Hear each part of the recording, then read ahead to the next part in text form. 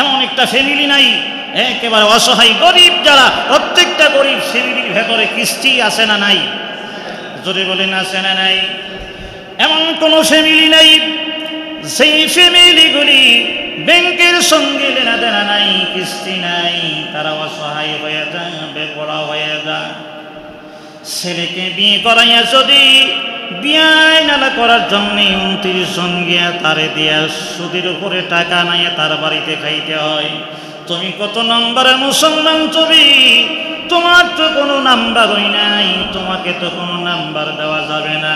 যারা টাকাওয়ালা পয়সাওয়ালা নামাজি এরা বলে হুজুর আমি সুদের টাকা খাই না, সুদের টাকা খাই না। ঠিক আছে, ওই তো সুদের টাকা দেয়, অন্যতাই সাক্ষী থাকে, অন্যতাই তার ছেলে সে নিজে গিয়া বাড়ি দিয়া বিল্ডিং দিয়া ঋণ আনে, কিস্তি আনে, কি আনে, লোন আনছে, নাম পরিবর্তন করে। যদি নামাজি হাজি সাহেব যদি বিল্ডিংটা 6 তলা বিল্ডিং করবো, জায়গা কিনছি, গ্রামের টাকা সব ব্যয় করে, কখনো অসুবিধা নেই, সব জায়গা বিক্রি করে, শুধুমাত্র জায়গা নিছি, কিছু টাকা হাওলাত নিয়ে বিল্ডিংটা ধরছি, বেঙ্গলা হিসেবে বাড়ি তো হাজির হয়ে গেছে, কখনো অসুবিধা নাই।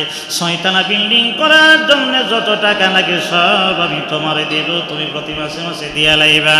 এখন ব্যাংক থেকে যদি কিস্তির যদি লোন এনে যদি বাড়ি করা হয়, ব্যবসা বাণিজ্য করা হয়, এটা তো সুদ হয়ে গেল। এখন সুদের উপরে টাকা লেনদেন করে খায়া আমার রক্ত মাংস করে যদি আল্লাহর দরবারে দোয়া করি হওয়ার জন্য, আল্লাহ তুমি শান্তি দিও, জালেম শাসক থেকে তুমি হেফাজত করিও, আল্লাহ তুমি শান্তি দিও। আল্লাহ রাব্বুল আলামিন বলেন বান্দারে তোর চাইতে বড় জালেম নাই, আমি আল্লাহ রাব্বুল আলামিন তোরে শাস্তি দেব। কেন জানোনি? তুমি চেয়ারম্যান সাহেবকে ভোট দেওয়ার জন্য তার কাছ থেকে খাইছিলে তুমি চা, তার কাছ থেকে খাইছিলে সিগারেট, তার কাছ থেকে খাইছিলে টাকা পয়সা খায় ভোট দিয়েছ। আমি আল্লাহ রাব্বুল আলামিন তারে এবং জালেম বানাইয়া তোমার সামনে হাজির করে দেব, এত কষ্ট দিবে তোমাকে, নির্যাতন দিবে, 5 বছর 10 বছর পর্যন্ত তোমার ফসমের গোড়াই গোড়াই চলবে। এখন দুঃখ কাহারো কাছে কইতে পারতা না, সরে কোন ঠিক কিনা? আলহামদুলিল্লাহ নাহমাদুহু ওয়া নাস্তাঈনুহু ওয়া নাস্তাগফিরুহু ওয়া নাউযু বিল্লাহি মিন শুরুরি আনফুসিনা ওয়া মিন সাইয়্যাতি আ'মালিনা।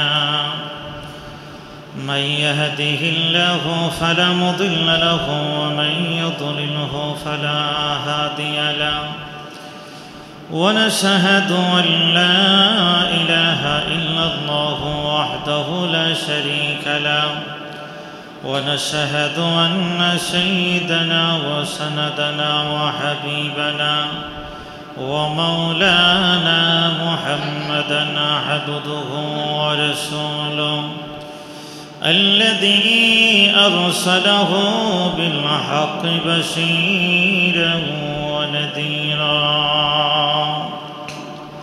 وداعيا إلى الله بإذنه وسراجا منيرا. أما بعد فقد قال الله تعالى في كلامه المجيد وفي فرقانه الحميد: أعوذ بالله من الشيطان الرجيم. بسم الله الرحمن الرحيم. قل اللهم مالك الملك تؤتي الملك من تشاء وتنزع الملك ممن تشاء وتعز من تشاء وتذل من تشاء بيدك الخير إنك على كل شيء قدير. تولج الليل في النهار وتولج النهار في الليل وتخرج الحي من الميت وتخرج الميت من الحي وترزق من تشاء بغير حساب لا يتخذ المؤمنون الكافرين أولياء من دون المؤمنين ومن يفعل ذلك فليس من الله في شيء إلا أن تتقوا منهم تقات ويحذركم الله نفسه وإلى الله المصير قل إن تخفوا ما في صدوركم أو تبدوه يعلمه الله ويعلم ما في السماوات وما في الأرض والله على كل شيء قدير صدق الله العظيم صلى الله على سيدنا ومولانا محمد وعلى آله وأصحابه وسلم صلى الله على سيدنا ومولانا محمد وعلى آله وأصحابه وسلم بلغ العلا بكماله كشف الدجى بجماله حسنت جميع خصاله صلوا عليه وآله اللهم صل وسلم وبارك عليه محترم সম্মানিত মুসল্লিয়ানে কেরাম আল্লাহ রাব্বুল আলামিনের দরবারে হাজারো শুকর আদায় করছি যে আল্লাহ তাআলা আমাদেরকে অত্যন্ত দয়া করে আজকে পবিত্র জুমার দিনে আল্লাহ তাআলার ঘরে আসার তৌফিক দান করেছেন এজন্য সবাই আনন্দ চিত্তে কালিমাত শুকর আদায় করছি সকলেই বলি আলহামদুলিল্লাহ আরেকটু মহব্বতের আওয়াজে বলেন আলহামদুলিল্লাহ গত জুমায় আমরা আলোচনা শুনেছি সূরা আলী ইমরানের 26 এবং 27 নম্বর আয়াতে কারিমার শানে নজুল মদিনার সমস্ত বেঈমানেরা ঐক্য জোট করে বর্তমান আমরা বাংলাদেশে ঐক্য জোট আছে না নাই এই ঐক্য জোট তদানীন্তন সময়ে ইহুদি খ্রিস্টান কাফের মুনাফিকরা সবাই মিলিতভাবে ঐক্য জোট করে একসঙ্গে অতর্কিতভাবে মদিনাতুল মুনাফারায় হামলা করার জন্য মশওয়ারা করলো পরামর্শ করল তাফসীরের কিতাবে উল্লেখ করা হয়েছে সৈনিক 1-2 হাজার না সৈনিক ছিল বেঈমানদার 12,000 সৈনিকে একসঙ্গে মদিনাতে আক্রমণ করবে সেই লক্ষ্যে আল্লাহর নবী রাহমাতুল্লিল আলামিন প্রতিহত করার জন্য সাহাবাই কেরামকে নিয়ে পরামর্শ করলেন মশওয়ারা করলেন আপনারা আমার মুসল্লি হিসাবে আপনাদের কাছে আমার আহ্বান থাকবে ধারাবাহিক আলোচনায় এই ঘটনা এবং কাহিনী থেকে সবক হইল যেই কোনো কাজ করবেন কাজ করার আগে আপনাদেরকে অবশ্যই পরামর্শ করা রাসূলের সুন্নত এতে কোনো কি নাই সন্দেহ যদি বলেন হুজুর আমার ঘরে ফ্যামিলি মাত্র 3 জন আর 4 জন অসুবিধা নাই ছেলে মেয়ে 2 জন বিবি আর আপনি মিল্লা 4 জন আব্বা আছে 5 জন 5 জনে মিলে একসঙ্গে পরামর্শে বসবেন যে আমি নিয়ত করছিলাম ভৈরব বাজারে ব্যবসা দেওয়ার জন্য। মা তুমি কি বলো, ছোট মা তুমি কি বলো, ম্যাডাম সাহেব আপনি কি বলেন, আমিরে ফাইসাল হবেন আপনি, আপনি রায় দিবেন।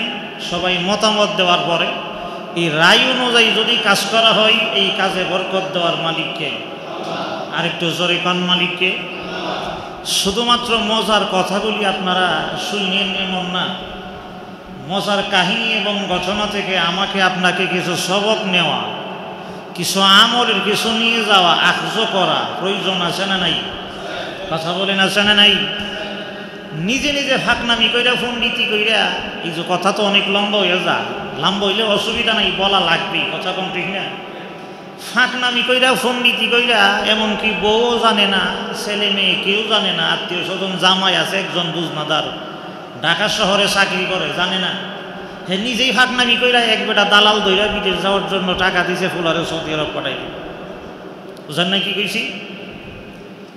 অথচ ওই দালালের বাড়ির কাছে তার একজন নিকটতম আত্মীয় আছে, তার সঙ্গেও পরামর্শ করে নাই। যেই মাত্র ভাই সাহেবের মাথা গিয়া জালের ভেতরে ঢুকে গেছে গা, এখন আর সামনে যাইতে পারে না, আর কিছু নাইতে পারে না। এখন টেলিফোন দিয়ে কো ভাই সাহেব, কি খবর, আমার দিয়ে এতদিন খবর সবর নেন নাই, ঘটনাটা কি? ঘটনা হইল ওই যে আপনাদের বাড়ির পাশে অমুকরে চিনিনি, যেই কইছে অমুকরে চিনিনি, ও দামদালদার কথা কইছে। তো ঘটনা কি সে আটকে গেছেন না নাকি? বলে হ আটকাই তো গেছে। আপনি আমার সঙ্গে আগে পরামর্শ করলেন না? আমরা যারা আছি, আমরা নষ্ট করছে দুই জিনিসে, একটা হইল আমি আর একটা হইল আমরা। কথা কন ঠিক না? আমারে তুমি চিনো, আমি বৈরবী, ঠিক না কথাটা? আমাদেরকে চিনো তুমি, আমরা খান বংশের মানুষ। আমাকে চিনো তুমি, আমি কিন্তু ভৈরব একদম কপারের মানুষ। আগানগর তোমার বাড়ি, তুমি আমার সঙ্গে কি করবা? প্রত্যেকেই যার যার হাতে কয় হাত। আরে কথা কন না, আমার সঙ্গে কয় হাত? সবাই যার যার হাতে 3.5 হাত না? 3.5 হাত সবাই ওই। কিন্তু আমরা নষ্ট করছে এই জিনিসে আমি আর আমরা। কিছু করতে গেলে আমাকে চিনো, আমি কে? কিছু হইতে গেলে চিনো আমরা রে, আমরা কে? এই যে আমি আর আমরা, এই আমরারে নিয়ে এসে এত অদনপতনে আমাদেরকে ফালাইছে, সর্বশেষে গিয়া দেখা যায় স্ট্রোক করা ছাড়া আর বিকল্প কোনো রাস্তা নাই। নিজেকে ধ্বংসের দিকে ঠেলে দিবেন না। অনেকে মনে করে যে মইরা গেলে সারলাম না, সারেন নাই, মইরা গেলে বিপদ আরো পড়লেন। এই জন্য মুমিন বান্দা যতদিন দুনিয়াতে তাকে হায়াত যত লম্বা হয়, তার জন্য কামিয়াবি, তার জন্য কল্যাণ। একদিন সুবহানাল্লাহ বললে অনেক নেকি, একটা সাজদা দিলে অনেক নেকি। তুমি মরে যাওয়ার জন্য এত পাগল কেন? মরার জন্য এত পাগল হওয়া তো দরকার নাই, এত টেনশন কেন? এজন্য রাসূলের সুন্নাহ হইল যেই কোনো কাজ করো, কাজ করার আগে নিজের লোকজনকে নিয়ে মশওয়ারা, পরামর্শ করা দরকার আছে না নাই? যদি বলেন আছে না নাই? আল্লাহর নবী রাহমাতুল লিল আলামিন সাইয়্যিদুল আম্বিয়া হওয়ার পরে রাসূল সাহাবীদেরকে নিয়ে মশওয়ারা করেছেন, পরামর্শ করেছেন। পরামর্শ করার কারণে আল্লাহর নবী সাহাবী সালমান ফারসি রাদিয়াল্লাহু তাআলা আনহু বয়সে বড়। বয়স যাদের বেশি হয় এদের জ্ঞান বুদ্ধিও বেশি হয়, এদের পরামর্শ ভালো লাগে। জোরে কোন ঠিক কিনা? আল্লাহর নবীর যতগুলি সাহাবী ছিল, সমস্ত সাহাবীদের ভেতরে আল্লাহর নবীর সাহাবী হযরতে সালমান ফারসি রাদিয়াল্লাহু তাআলা আনহু, ওনার বয়স বেশি ছিল। আল্লাহর নবী সাহাবী সালমান ফারসি যে পরামর্শটা দিয়েছে, আল্লাহর নবী গ্রহণ করে নিয়ে সালমানের কথা শুনিয়া রাসূল খবরিকা খনন করা শুরু করেছে, খন্দক খনন করা শুরু করেছে। এই খন্দকের দ্বারাই খন্দকের যুদ্ধে রাহমাতুল লিল আলামিন বিজয় হয়ে গেছে। সুবহানাল্লাহ বলে। এই হাদিস থেকে আরেকটা সবক আপনাদের কাছে দিয়ে দেয়।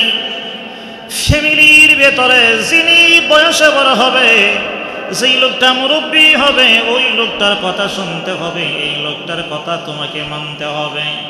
কিন্তু খোদার গজবে আমাদের ফ্যামিলির মধ্যে ধরে পড়েছে, আমাদেরকে এমন গজবে লাগাল পাইছে, ছেলে কিছু বড় হওয়ার পরে মেয়ে কিছু বড় হওয়ার পরে 2 টাকা রুজি করার পরে বাবা রেখো তুমি কিছু বোঝো না এখন গর্বে তাও ঠিক নেই। তুমি আর বাজারে চাইতে হবে না, ব্যবসা বাণিজ্য তোমাকে আর করতে হবে না, তোমার এখন আর বোঝ নাই, তোমার বোঝ নষ্ট হয়ে গেছে। সমাজের ছেলেগুলি, সমাজের যুবক ছেলেরা মুরব্বীদেরকে দেখলে, চামড়া ডিলাওয়ালা দেখলে, এদেরকে দেখলে শুধু ধুরু ধুরু করে, শুধু ধুরু ধুরু করে, জরিকান টিকি না, অকেজো হয়ে গেছে, এদের কোনো বোঝ নাই। এখন সোনার বাংলা, এখন কম্পিউটারের যুগ, এখন মোবাইলের যুগ। সেই কম্পিউটারের যুগে তোমার কোনো বুদ্ধি পরামর্শ কাজে আসবে না। যখন বাংলাদেশে এই পৃথিবীতে কম্পিউটার আসে নাই, মোবাইল আসে নাই, ইন্টারনেটের যোগাযোগ হয় নাই, তখনও কিন্তু মুরব্বীদের পরামর্শ দিয়ে সমাজ পরিচালনা করেছে। জরিকান টিকি না। এই সময়ে মোবাইলের মাধ্যমে সারা পৃথিবী খবর নেওয়া যায়।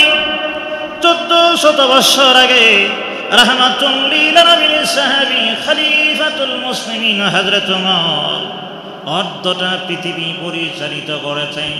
রাসূল যে খন্দকের ময়দানে দাঁড়িয়ে পড়েছিল, রোম পরাশক্তি তদানীন্তন সময়ে এত বড় শক্তিশালী রাষ্ট্র নাই, এত বড় শক্তিশালী দেশ নাই। রাসূল ভবিষ্যৎবাণী করেছিলেন এই দেশগুলি আমার উম্মতের হাতে আসবে। বেশি দিন যাইতে হয় নাই, হযরত আবু বকর 2.5 বছর রাষ্ট্র পরিচালনা করেছেন। 2.5 বছরের পরেই হযরত ওমর রাষ্ট্র পরিচালনা করার দায়িত্ব পেয়ে গেছে। সুবহানাল্লাহ জোরে কান। আল্লাহর নবী সাহাবী হযরত ওমর 2.5 বছর পরে রাষ্ট্র প্রধান হইয়া একে একে অর্ধটা পৃথিবী জয় করে রোম পারস্য সমস্ত দেশগুলি মুসলমানদের ছায়া তলে নিয়ে এসেছে। তখন তো কোনো কম্পিউটার ছিল না, তখন তো কোনো মোবাইল ইন্টারনেট ছিল না। জরিকান টিকি না। আল্লাহর নবী সাহাবী মোবাইল ছাড়াই, ইন্টারনেট যোগাযোগ ছাড়াই 1 বছর 2 বছর নয়, ইতিহাসের কিতাবে লেখা হয়েছে আল্লাহর নবী সাহাবী খলিফাতুল মুসলিমিন হযরত ওমর 12 বছর পর্যন্ত অর্ধটা পৃথিবী পরিচালনা করেছে। চিল্লায় এখন সুবহানাল্লাহ। মুরব্বীদের সম্মান আছে না নাই? যারা বাংলাদেশ চালাইতেছে, যারা বড় বড় মন্ত্রী, বড় বড় পদে আছে, এরা বড় 16 বছরের যুবক। কথা কম না কেন? 16 বছরের যুবকেরা, 22 বছরের যুবকেরা, এরার মাথায় কিছু নাই না? কি পাইল শয়তানে? আমরা কি পাইছে? আমি ধমক দিয়ে মাকে বসাই দিয়েছি, আমার বাবাকে আমি ধমক দিয়ে বসাই দেই। তোমার বোঝ নাই, বুদ্ধি নাই, পরামর্শ নাই, কিছু নাই, তোমাকে জিজ্ঞাসা করা যাবে না।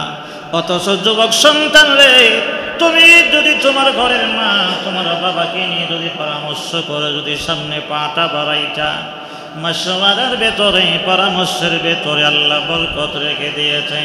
তোমার আব্বা আম্মা বৃদ্ধ এমনি হয় নাই, তোমার আব্বা আম্মার চামড়া এমনি ঢিলা হয় নাই, দাঁত এমনি পড়ে নাই।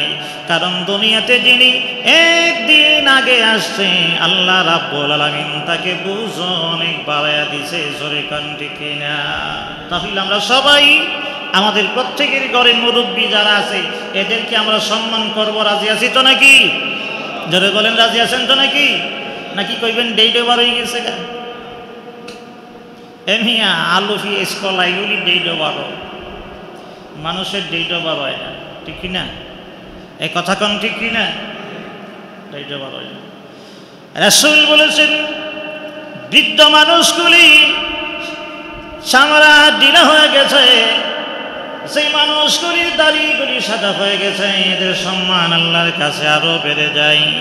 এরা যখন আল্লাহর কাছে হাত ওঠায়, আল্লাহ রাব্বুল আলামিন বলেন সাদা দাড়িওয়ালাগুলি আমি আল্লাহর কাছে চাইলে আমি আল্লাহ রাব্বুল আলামিন তাদের হাত খালি ফিরাইয়া দিতে পারি না। লজ্জা লাগে। সুবহানাল্লাহ বলে। মুরব্বীদেরকে আমরা সম্মান করবো। রাজি আছি তো নাকি? 10 বছর যাবৎ মুরব্বীদের সম্মান সমাজ থেকে একেবারেই উঠে গেছে। আজকালের ফুলাফানরা সিনেমা টিনেমা দেখা নেটে বেটে আজে বাজে কেউ বাজে দেখা খেলাধুলা করে এখন মুরব্বীরা তারা সম্মান দিতে জানে না। আল্লাহ আমাদের যুব সমাজকে হেদায়েত দান করুক বলেন আমিন। আর জোরে বলেন আমিন। আসুন সামনে এগাই। আল্লাহ নবী রাহমাতুল লিল আলামিনের উপরে 12,000 সৈনিকের আক্রমণ করবে, রাসূলকে পৃথিবী থেকে উঠায় দিবে, ইসলামের কালিমা কোরআন দুনিয়া থেকে মিটায় দিবে। আল্লাহ নবী মাত্র 3,000 সাহাবাই কেরাম নিয়ে পরীক্ষা খনন করা আরম্ভ করে দিয়েছে। সুবহানাল্লাহ জোরে কার। রাসূল সাহেব পরীক্ষার কিনারায় দাঁড়ায়, খন্দকের কিনারায় দাঁড়ায় ভবিষ্যৎবাণী করেছিল। সেই মুনাফিকের বাহিনী, ইহুদিদের বাহিনী আল্লাহর নবী রাহমাতুল লিল আলামিনের সেই কথাকে মজা করে উড়াইয়া দিয়েছে। যেই মুসলমানদের পেটে খাবার নাই, শরীরে জামা নাই, শোয়ার জন্য ছাতি নাই, ঘর নাই, বাড়ি নাই, কিছু নাই, অসহায় অসহায় নিজেরা কাফেরদের ভয়ে গর্ত খনন করতে শুরু করে দিয়েছে। এত ভীত সন্ত্রস্ত হয়ে গেছে মুসলমানগুলি। রাহমাতুল লিল আলামিন ভীত সন্ত্রস্ত হয়ে গর্ত খনন কাজে লেগে গেছে। এই সমস্ত আহাম্মকের দলেরা বলে রোম এবং পারস্য পরাশক্তিধর দেশগুলি নাকি মুসলমানদের হাতে আসবে। এর চাইতে বড় লজ্জাকর কথার পৃথিবীতে কিছু হইতে পারে না।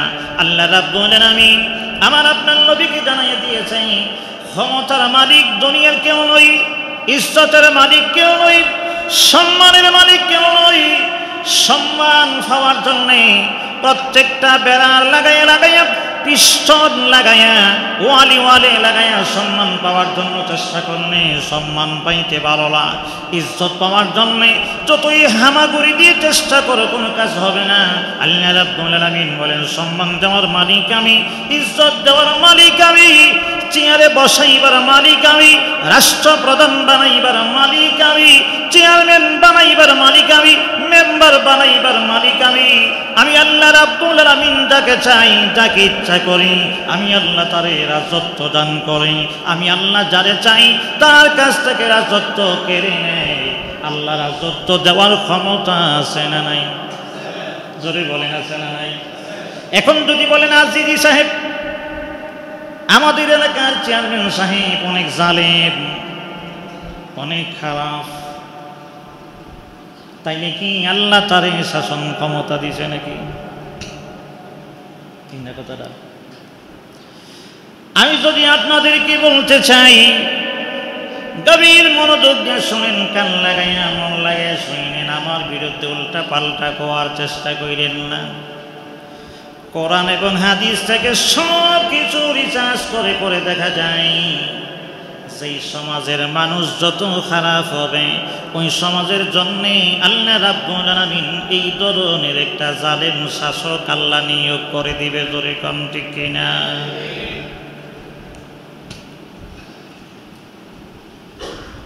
আমরা তো মানুষকে দোষী করার জন্য অভাব নাই। প্রধানমন্ত্রীর দোষ আসেনি, মন্ত্রী সাহেবের দোষ আসেনি, এমপি সাহেবের দোষ আসেনি, চেয়ারম্যান সাহেবের দোষ আসেনি, মেম্বার সাহেবের দোষ আসেনি, খতিব সাহেবের দোষ আসেনি, আব্বার দোষ আসেনি, মায়ের দোষ আসেনি, সমাজ দ্বারা পরিচালনা করে এদের দোষ আসেনি। শুধু খালি আমরা তাই দেখি, আমরা একটা বারো চিন্তা করে দেখি না আমার মধ্যে কোনো দোষ আছে কি না। ঘুমাই গেছেন আপনারা? জোরে বলেন, ঘুমাই গেছেন নাকি? এমন কোন সমাজ নাই, এমন কোন এলাকা নাই যে এলাকার মানুষগুলি দুই দলের ঝগড়া হওয়ার পরে যেই দলে মাইর খাইছে এই দলে তো নেই সঙ্গত মামলা করবে, মোকদ্দমা করবে। আমার অভিজ্ঞতার আলো থেকে বলতেছি, যেই লোকে মাইর দিয়েছে, যারে মারছে, যেই লোকটা অন্যায় করেছে, অন্যায়কারী মামলা করার জন্যে, কেস করার জন্যে কোর্টে যা থানাই যা লক্ষ লক্ষ টাকা ব্যয় করে, সর্দাররারে ঘুষ দেয়, টাকা দেয়, পয়সা দেয়। অন্যায়কারী ব্যক্তি উনি নেই হওয়ার জন্য এমন আমরা সমাজে আছে না না? এই জোরে কথা বলেন, আছে না নাই? যে মাইর খাইছে হের আর কিছু লাগে না, হের মামলা তো এমনি নিছে টানাওয়ালা হয়েছে গাড়ি দিয়া। কথা কন না কেন আপনারা? টানাওয়ালা পয়সা কি যে মাইর খাইছে হের থেকে খা? যে মারছে, যে অন্যায় করছে, যে অপরাধ করছে, এই লোকে অযথা হাত বাইন্দা অযথা হসপিটালে গিয়া ডাক্তারে পয়সা দিয়া এমসি বাহির কইরা ওই নিয়ে কোর্টে মামলা করে, টানাই মামলা করে কইরা 70,000 80,000 টাকা দিয়া ঘুমে গেছেন আপনারা? মামলা করিনি। এখন যদি শুধুমাত্র রাস্তার কিনারায় বসে বসে বলি আমাদের টানা ওসি সাহেব ভালো না, দারগা সাহেব ভালো না, ঠিক আছে বুঝলাম, এর আগে জবাব দেন, দারগার আগে আমি ভালো না আমি খারাপ? কথা কন না, আমি ভালো না খারাপ? আমি তো আগে খারাপ।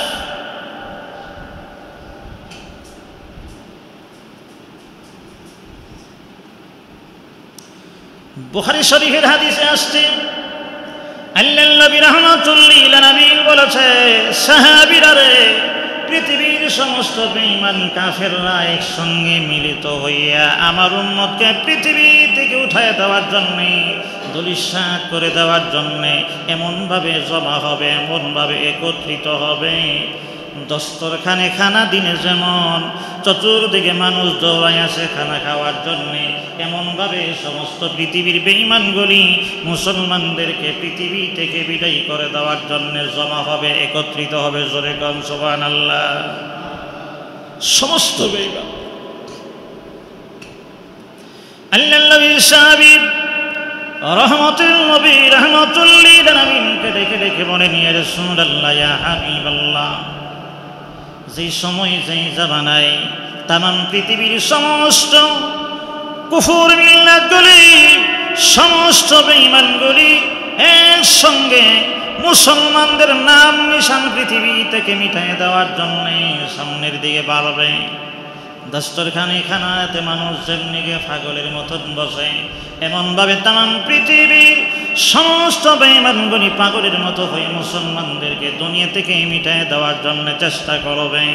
ওগো নবী, আমরা জানতে চাই ওই সময়টার মধ্যে কি মুসলমানদের সংখ্যা কম থাকবে নাকি? রাসূল নাকি বলেন, না রে সাহাবীরা, না কম থাকবে না। ওই সময়ে সারা পৃথিবীতে মুসলমানের সংখ্যা বেশি থাকবে, অনেক বেশি থাকবে। সাহাবী বলেন, ইয়া রাসূলুল্লাহ, ইয়া হাবিবাল্লাহ, তাহলে এমনটা হবে কেন? মুসলমানদের কি বেঈমানগুলি ভয় পাবে না? আল্লাহর নবী রাহমাতুল লিল আলামিন বলেন, সাহাবীরা রে, আমার উম্মতের দুইটা অন্যায়ের কারণে সমস্ত বেঈমানগুলি মুসলমানদের উপরে নির্যাতন করবে, নিপীড়ন করবে।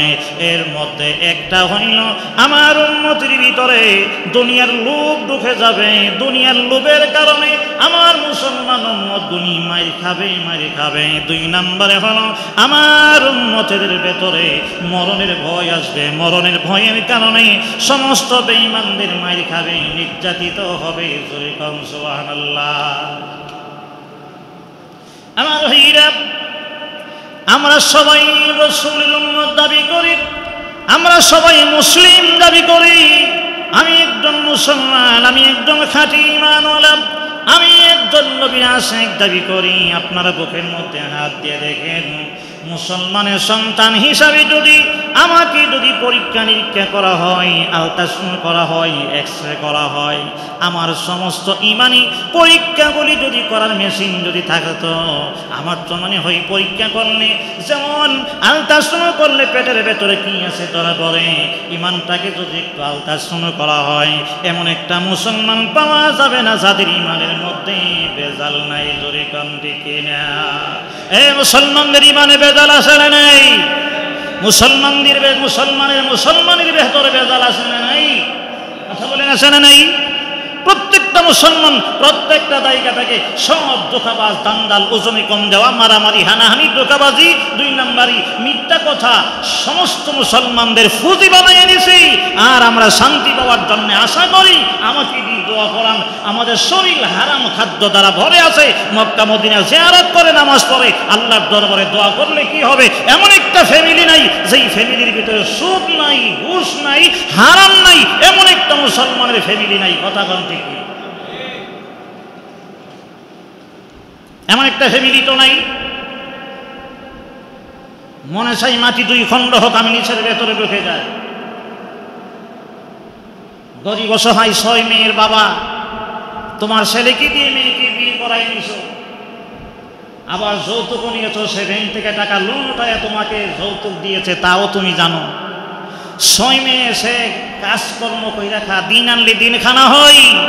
এখন বিয়াই টেলিফোন দিয়া বলে, বিয়াই আপনার বাড়িতে আমি 19 জন আপনার বিয়াইন টিয়াইন নিয়ে আসবো। কয়জন? এই কথা কন না, কয়জন? আপনাদের বৈরবে বিয়াইনালা নাই?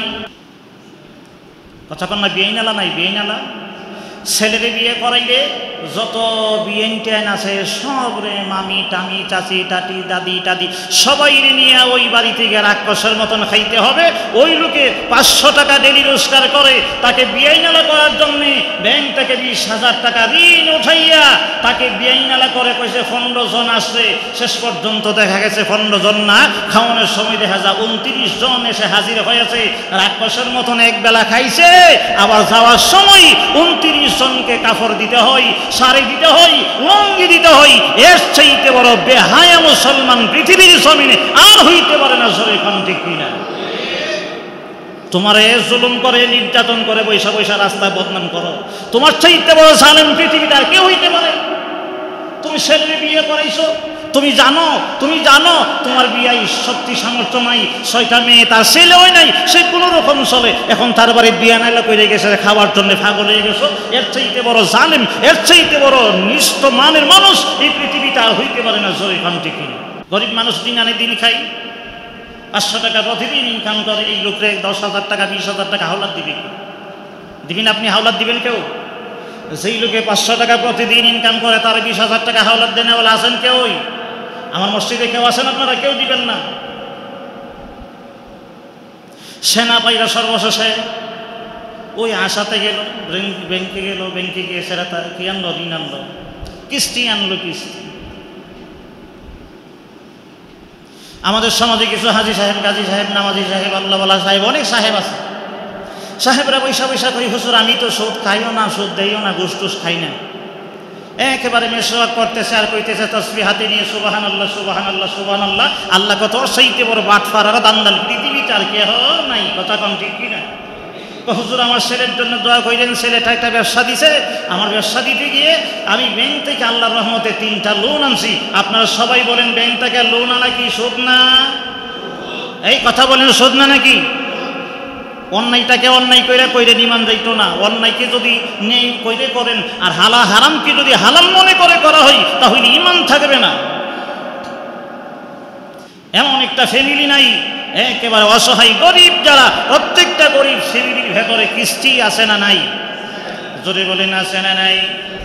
এমন কোন ফ্যামিলি নাই সেই ফ্যামিলিগুলি ব্যাংকের সঙ্গে লেনাদেনা নাই, কিস্তি নাই, তারা অসহায় হয়ে যায়, বেপরা হয়ে যায়। ছেলেকে বিয়ে করাইয়া যদি বিয়ায় নালা করার জন্য 29 জন গিয়া তারে দিয়া সুদের উপরে টাকা নাই তার বাড়িতে খাইতে হয়। তুমি কত নম্বরের মুসলমান তুমি? তোমার তো কোনো নাম্বারই নাই, তোমাকে তো কোনো নাম্বার দেওয়া যাবে না। যারা টাকাওয়ালা পয়সাওয়ালা নামাজি এরা বলে হুজুর আমি সুদের টাকা খাই না, সুদের টাকা খাই না। ঠিক আছে, ওই তো সুদের টাকা দেয়, অন্যতাই সাক্ষী থাকে, অন্যতাই তার ছেলে সে নিজে গিয়া বাড়ি দিয়া বিল্ডিং দিয়া ঋণ আনে, কিস্তি আনে, কি আনে, লোন আনছে, নাম পরিবর্তন করে। যদি নামাজি হাজি সাহেব যদি বিল্ডিংটা 6 তলা বিল্ডিং করবো, জায়গা কিনছি, গ্রামের টাকা সব ব্যয় করে, কখনো অসুবিধা নেই। সব জায়গা বিক্রি করে শুধুমাত্র জায়গা নিছি, কিছু টাকা হাওলাত নিয়ে বিল্ডিংটা ধরছি, বেঙ্গলা এসে বাড়ি তো হাজির হয়ে গেছে, কোনো অসুবিধা নাই। 6তলা বিল্ডিং করার জন্য যত টাকা লাগে সব আমি তোমারে দেব, তুমি প্রতি মাসে মাসে দিয়া লাইবা। এখন ব্যাংক থেকে যদি কিস্তির যদি লোন এনে যদি বাড়ি করা হয়, ব্যবসা বাণিজ্য করা হয়, এটা তো সুদ হয়ে গেল। এখন সুদের উপরে টাকা লেনদেন করে খায়া আমার রক্ত মাংস করে যদি আল্লাহর দরবারে দোয়া করি অলি হওয়ার জন্য, আল্লাহ তুমি শান্তি দিও, জালেম শাসক থেকে তুমি হেফাজত করিও, আল্লাহ তুমি শান্তি দিও। আল্লাহ রাব্বুল আলামিন বলেন, বান্দারে তোর চাইতে বড় জালেম নাই, আমি আল্লাহ রাব্বুল আলামিন তোর শাস্তি দেব। কেন জানো নি? তুমি চেয়ারম্যান সাহেবকে ভোট দেওয়ার জন্য তার কাছ থেকে খাইছিলে তুমি চা, তার কাছ থেকে খাইছিলে সিগারেট, তার কাছ থেকে খাইছিলে টাকা পয়সা খায় ভোট দিয়েছ। আমি আল্লাহ রাব্বুল আলামিন তারে এমন জালেম বানাইয়া তোমার সামনে হাজির করে দেব, এত কষ্ট দিবে তোমাকে, নির্যাতন দিবে, 5 বছর 10 বছর পর্যন্ত তোমার ফসমের গোড়াই গোড়াই চলবে। এখন দুঃখ কাহারো কাছে কইতে পারতা না, সরে কোন ঠিক কিনা? এজন্য আল্লাহ রাব্বুল আলামিন বলেন, ইজ্জতের মালিক আমি, সম্মানের মালিক আমি। এই সম্মানের চেয়ারে বসে যারা নাকি চেয়ারের পবিত্রতা রক্ষা করবে, আল্লাহ রাব্বুল আলামিন বলেছেন, কিয়ামতের ময়দানে, হাসরের ময়দানে নেই বিচারক বাদশাকে আল্লাহর আরশে আজিমের ছায়ার নিচে জায়গা দিবে। সুবহানাল্লাহ বলে। মুসলিম শরীফের হাদিসে আসছে, নেই বিচারক যিনি হবে, যেই মানুষটা শাসক হবে, যিনি নেই বিচার করবে, ওসি সাহেব বলেন, দারগা সাহেব বলেন, চেয়ারম্যান সাহেব বলেন, মেম্বার সাহেব বলেন, এলাকার মাতাবর সাহেব বলেন, ওই মানুষটা যদি আল্লাহ বলা হয়, ওই মানুষটা যদি নেই সঙ্গত বিচার সমাজে পরিচালনা করে, ওই মানুষটা দিস করে চিন্তা ভাবনা করে যদি তার ফাইসালাটা সঠিক হয়ে যায়, রাহমাতুল লিল আলামিন বলছেন, তার আমল নামায় আল্লাহ দ্বিগুণ সওয়াব দিয়ে দিবে। সুবহানাল্লাহ বলে। আর যদি নেই বিচারক, রায় দেওয়ার সময় চিন্তা ভাবনা করে রায় ঘোষণা দিয়েছে, রায় ঘোষণা দেওয়ার পর রায়টা সঠিক হয় নাই, আল্লাহর নবী রাহমাতুল লিল আলামিন বলেন, সুচিন্তা মাথায় থাকার কারণে আল্লাহ রাব্বুল আলামিন তার আমল নামায় 1 অংশের সওয়াব আল্লাহ দিয়ে দিবে। সুবহানাল্লাহ জোরে গা। আল্লাহ সওয়াব থেকে বঞ্চিত করবে না, চিল্লায় এখন সুবহানাল্লাহ। নেই বিচারক হতে হবে। জালেম হওয়া যাবে না। জালেম যারা ছিল এরা টিকে থাকতে পারে নাই, পৃথিবী থেকে তাদের নাম পর্যন্ত মুছে গেছে। কথা কোন ঠিক কিনা? ফেরাউন, হামান, সাদ্দাত, এদের নাম নেওয়ার মতো মানুষ দুনিয়াতে নাই। জোরে কোন ঠিক কিনা? খুতুবায় শেষে একটা শব্দ পড়া হয়, আমি মাসিক একটা তাফসীর করি, ওই যে খাসকাউল্লাহ মাদ্রাসা মসজিদে গত ইয়াতে বলছিলাম,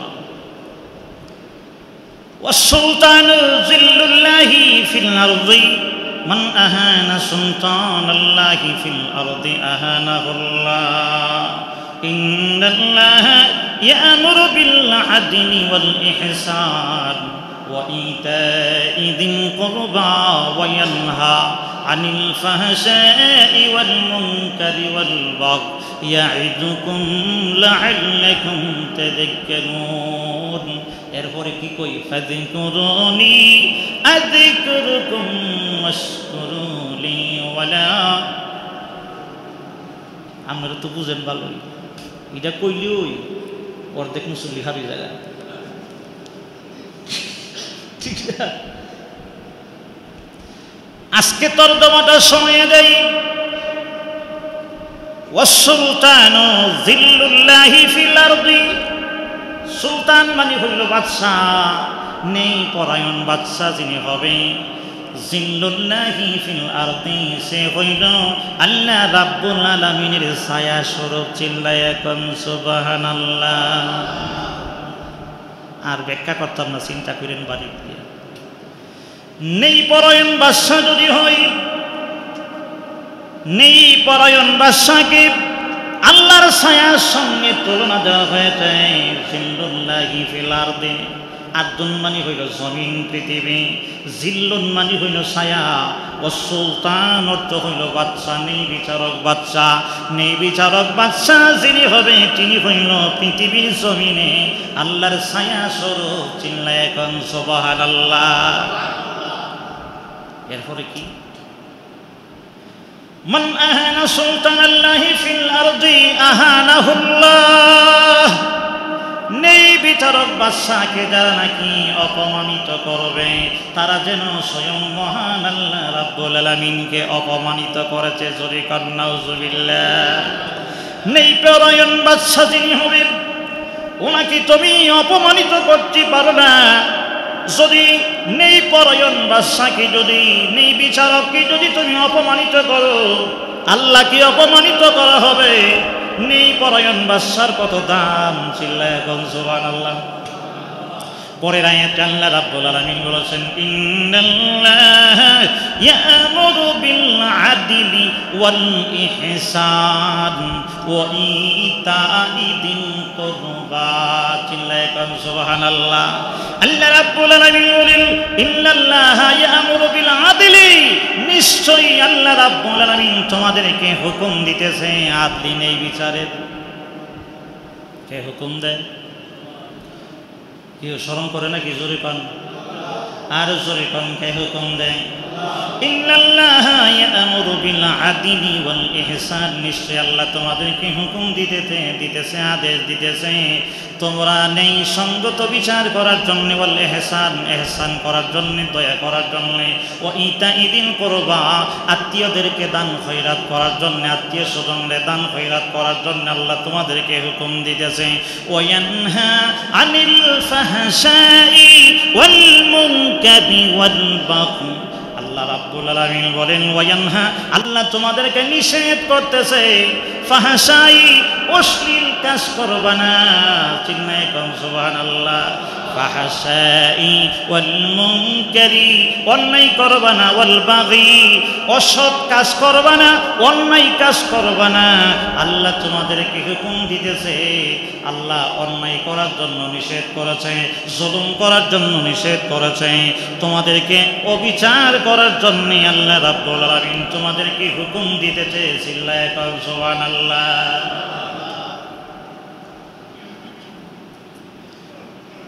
ইয়াইসুকুম, আল্লাহ তোমরাদের ওয়াজ করতেছে।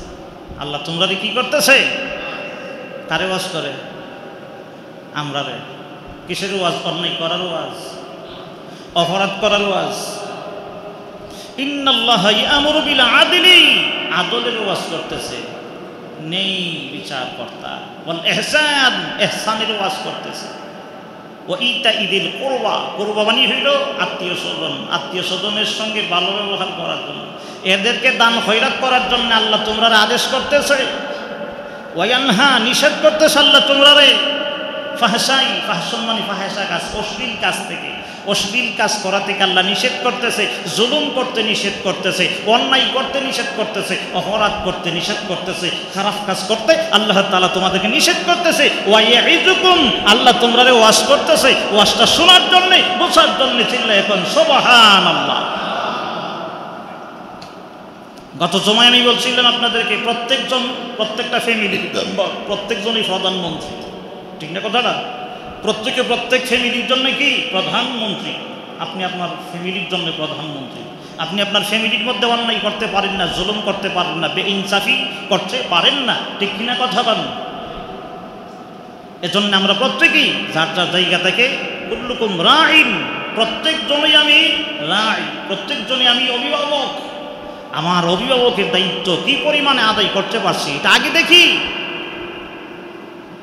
সারা দেশের দায়িত্বের কথা আমি আল্লাহর কাছে জবাব দিতে হবে না। যে সারা দেশের মালিক, রাজত্বের মালিক যিনি, সে আল্লাহ তাআলার কাছে একদিন আল্লাহর দরবারে দাঁড়ায় জবাব দিতেই হবে। রাষ্ট্র কিভাবে পরিচালনা করেছে, দেশ কিভাবে পরিচালনা করেছে, আল্লাহর কাছে জবাবদিহিতা আছে না নাই? আর জোরে বলেন আছে না নাই?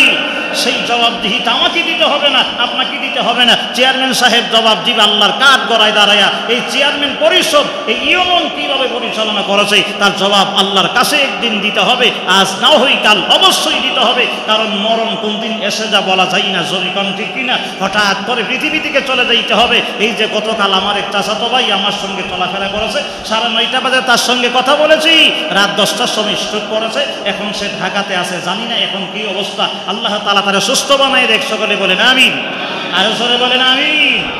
9:30 বাজে তার সঙ্গে কথা বলেছি, সুস্থ ভালো আছে। 10টা বাজে স্ট্রোক করেছে, ব্রাহ্মণবাড়ি নিচে বলছে হবে না, ঢাকা নিয়ে যেতে হবে, ঢাকায় চলে গেছে। হঠাৎ করে মরণ হয়ে যা। আমি আপনাদের কাছে আরো দোয়া চাই, আমার এক সম্বন্ধী, আমার সম্বন্ধী রাত্রে অপারেশন হয়েছে, তার জন্য সুস্থতার জন্য দোয়া করবেন। আল্লাহ তাআলা যেন তারা সুস্থ বানায় দেয়, সকলে বলেন আমিন, আর জোরে বলেন আমিন। এজন্য কার কোন সময় মরণের ঢাক এসে যা, এই আয়াতে তাফসিরে আসছে ইলাইহিল মাসির, আল্লাহর কাছে আমাকে আপনাকে ফিরে যেতে হবে। অতএব কারণে আল্লাহর কাছে যাওয়ার আগে আগে আমি আমার দায়িত্ব পালন করেছি কিনা, আমি আমার অবস্থান থেকে আমি আমার নিচের কর্মচারী যারা আছে, আমার অধীনস্থ যারা আছে, এদের দায়িত্বটুকু আমি পালন করতে পারছি কিনা, আমার জবাব তো আমাকেই দিতে হবে।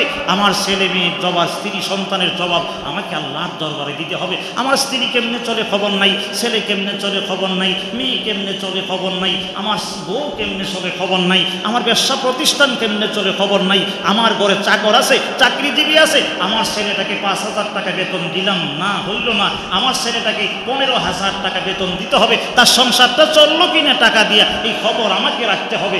আমি তার খবর রাখি না, আমার ম্যাডামের খবর রাখি না, আমার ছেলের খবর আমি রাখি না, আমার মেয়ের খবর আমি রাখি না। শাস্ত্রতে বয়ে বইয়ে চা খাই, আর কোন মন্ত্রী সাহেব তার দায়িত্ব পালন করলো কিনা, এই নিয়ে খুব ব্যস্ত আমাদের সমাজের মানুষ। কথা কোন ঠিক কিনা?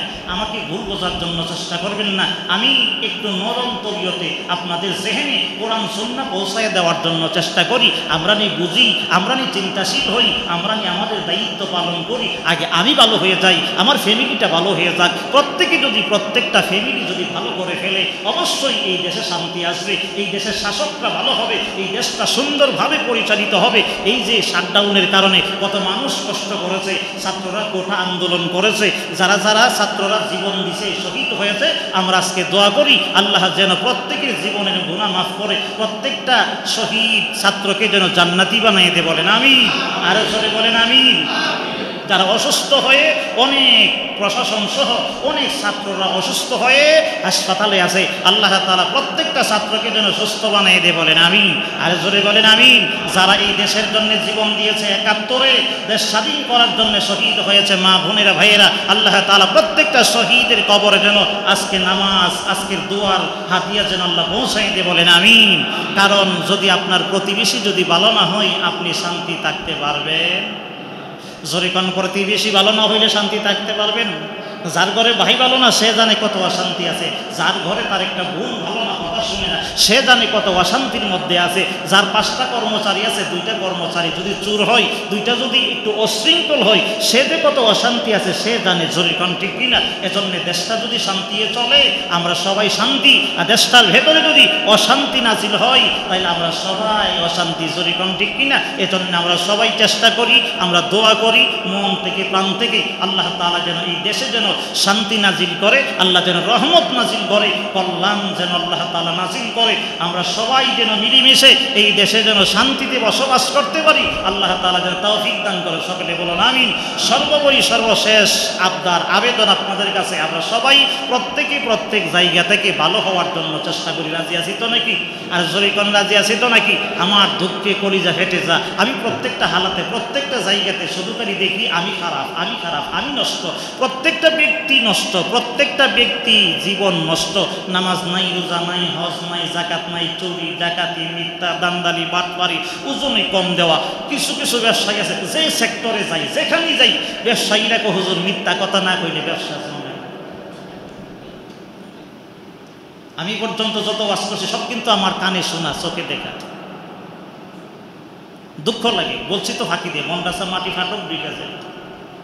সব সেক্টরে দাঁড়িয়ে আছে নামাজি, নামাজ ফিরে বাজিয়েছে, তসবি আছে, মুরগা কিনতে জানো কো হুজুর ভাই, সব মিশা কথা। সে নিজেও বলছে কো হুজুর মিশা কথা না কইলে ব্যবসা জমে না। কি ওয়াজ করবো, কারে ওয়াজ করবো, কারে বুঝাবো? এজন্য প্রত্যেকেই আমরা প্রত্যেকের জায়গা থেকে ভালো হয়ে যাই। রাজি আছেন তো বাবারা? জোরে বলেন রাজি আছি তো আমরা সবাই? আজকে থেকে একটু ডিশ করে কয়ে যায় মিথ্যা কথা বলার আর দরকার আজকে বলবো না। এই জায়গায় মিথ্যা কথা বলা প্রয়োজন ছিল, বলবো না। কি দরকার মিথ্যা কথা বলাটা? কি ফায়দা হয়? একজনকে ঠগাবেন কেন? ঠগায় কি হয়? আপনি মরে গেলে আপনার ছেলেকে এই মাল দিয়ে কি করবেন?